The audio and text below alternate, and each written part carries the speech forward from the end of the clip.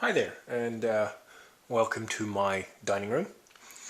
I usually, obviously, do the videos in the Geek Palace, but it occurred to me that since it's been down around minus 10 degrees out here in Iowa, it didn't make much sense to heat the entire building just for a couple little boards like this. So, I brought it into the house and have been fending off my kids and my wife while I've been working on it.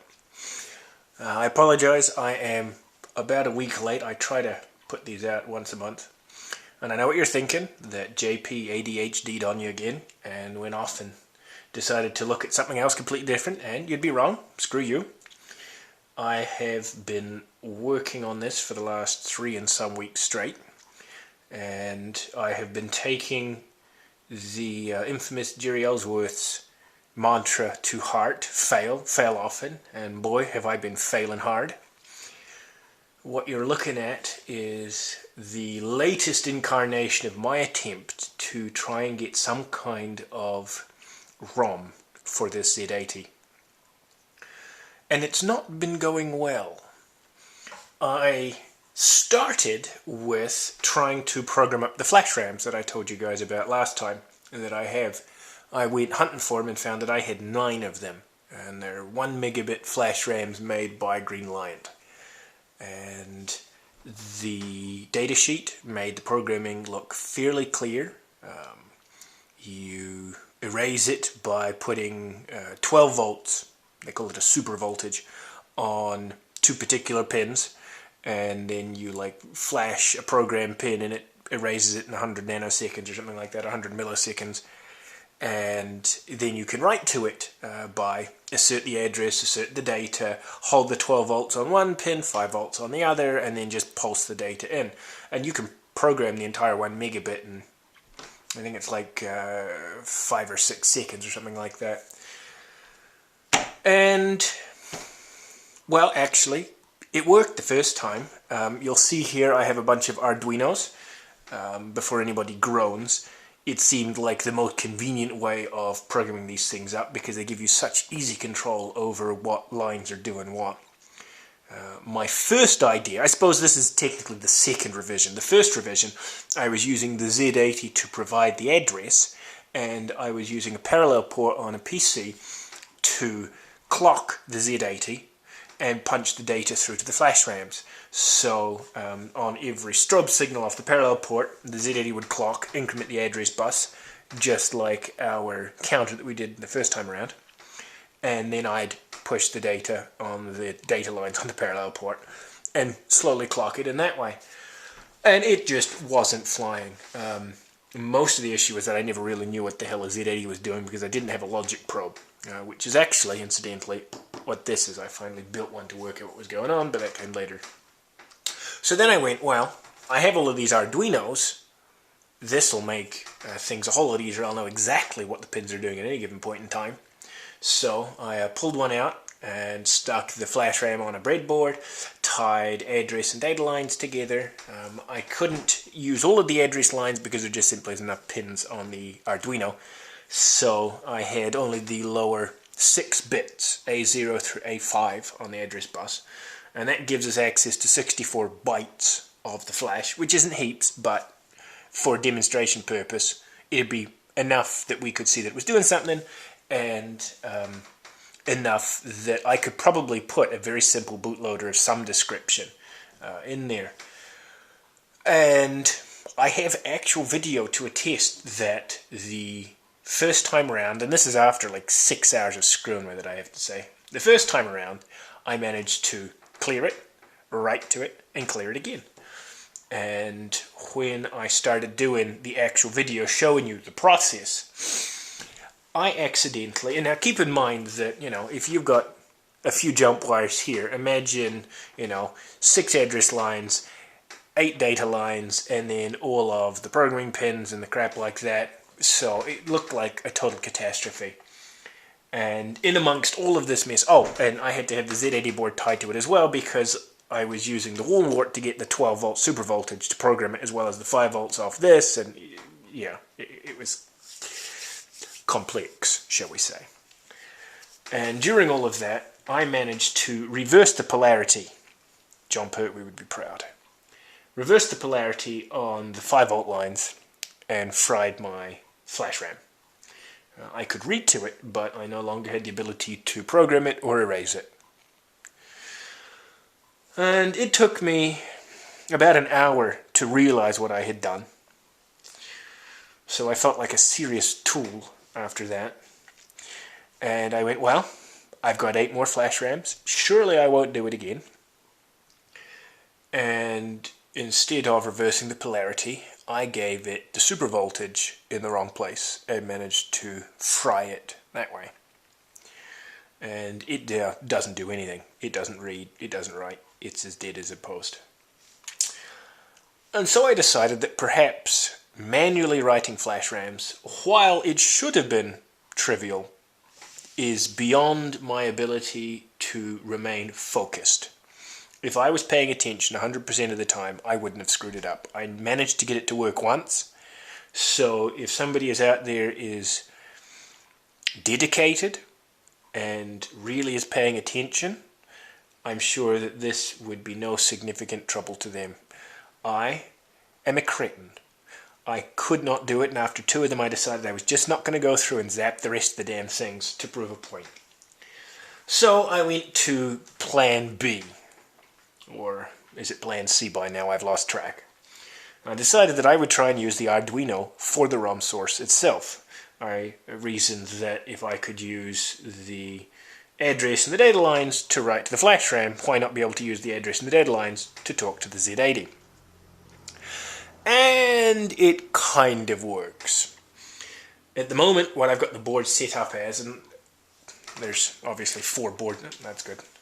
Obviously 4 boards here, but I've got the Z80, I have address bus here, I've got data bus here, a bunch of resistors to make sure I'm not frying the Z80 when I push out of the Arduino.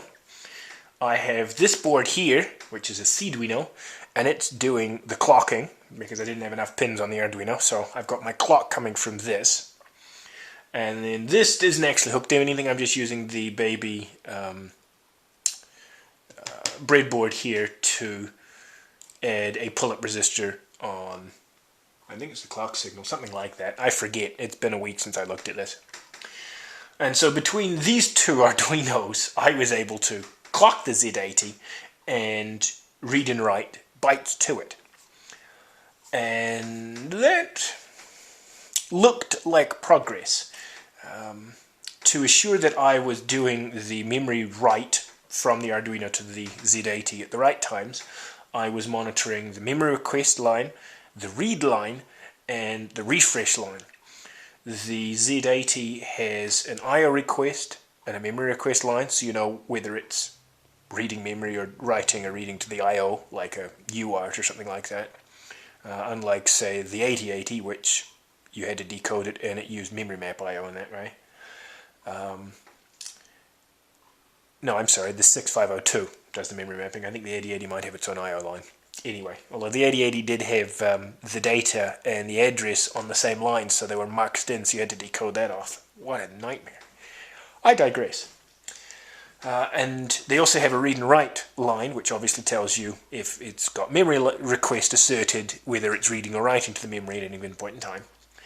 And then it has a refresh line. The Z80, as I mentioned in the first video, has dynamic RAM refresh built in, which is extremely handy because it means you don't have to have your own dynamic RAM controller, but adds more complexity because I have to make sure that when it's memory requesting and it's reading, it's not actually in the middle of a refresh cycle. So I have these 3, and the loop in the Arduino was, if it's not in the middle of a refresh cycle, and it does have memory request asserted, and it does have memory read asserted, or the read line asserted, then read what's on the address bus, consult a 64-byte array that I had in memory, and then put that on the data bus. And it kind of works. What I have is I have the serial port on the Arduino hooked to my laptop so I can watch what it's doing. And I was able to see the address line count up and the memory reads. But for some strange reason, it appears to be double fetching. every address. So it reads 0 twice, 1 twice, 2 twice, and so on, so on, so on. And I thought perhaps it might be some kind of prefetch, although I wasn't able to see anything in the Z80 documentation to explain that. But it apparently isn't, because my actual live test, if I have the ROM space filled with no ops, so it's just clocking through, it works perfectly. It goes up and back and up and back and loops around. Obviously with the lowest 6 bits, I don't see the entire address space, so as soon as it gets past 64 bytes, the lower 6 bits reset and it continues counting up as far as the Z80 is concerned, but the ROM doesn't see it. And to further the test, I decided to do a jump loop. So I would fill my ROM space with a jump that would go to a high address, and then the high address would jump back, and it would just simply cycle in this manner. The jump instruction looks like C3, which is the jump, and then you put the target address in 16 bits, so 2 8-bit bytes. And because it is Little Endian, you put the least significant bits first and then the most significant bits. So if you want to jump to 001E, which is decimal 30, you would do C3, jump, 1E00. So you reverse that address. So at location 4 decimal in my ROM space, I had C3, 1E00. And then at location 40, I had C30000. So it will have clocked a couple steps, read in the jump instruction, jump to location 30 decimal, read through until 40, bunch of no-ops, read the next jump, and then bounce back again. Unfortunately, because it was doing the double fetches, it sees C3, C3, 1E, and then it jumps. And so it's seeing the C3 of the jump, and then C31E as the Little Endian address, so it switches it to 1EC3, and it goes jumping off into hyperspace because, you know, obviously my address bits don't cover enough of the bus to see where the hell it's going, but it's off and it's out of there. So even though it looked like it was double fetching for a prefetch, it was not incrementing the address bus, but processing the data that it was getting off the data bus as valid clocked data.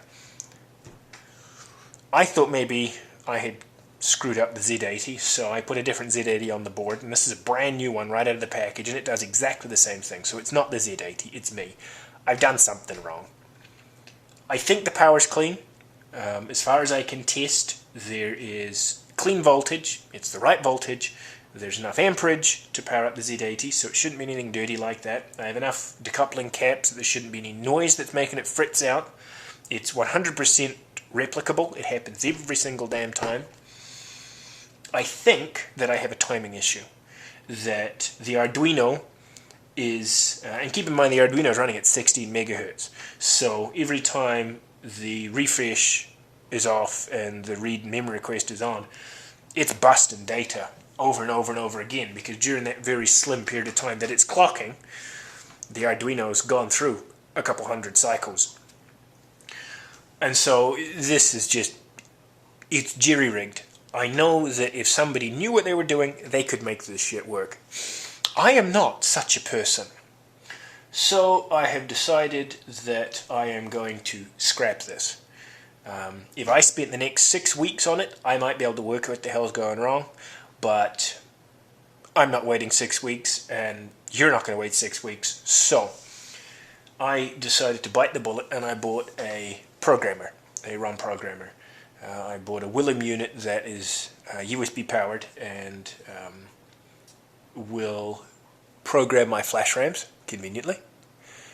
And then we'll just do away with all of this Arduino and the timing crap, and we'll just stick the flash RAM straight on the board, and we should be done with the issue.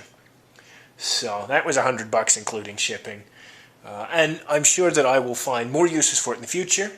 And if I ever get short on flash RAMs, it occurred to me that damn near every main board for an x86 machine built between the 386 series and the Pentium 3 series use award BIOS flash RAMs for the BIOS. So I'm just going to go pop off BIOS flash RAMs and zap him, because God knows I have enough main boards. So there's a good supply of flash right there. So currently I am waiting on my programmer to show up. And once that appears and I write my flash RAM and read it back and make sure it's actually written, I'm going to redo this experiment, put the flash straight onto the board.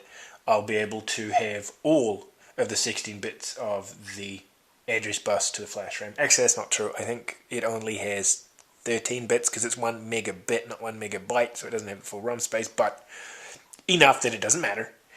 And data bits, and I'll have some 74 series logic to handle the chip enable and output enable and the read-write logic lines to the flash RAM.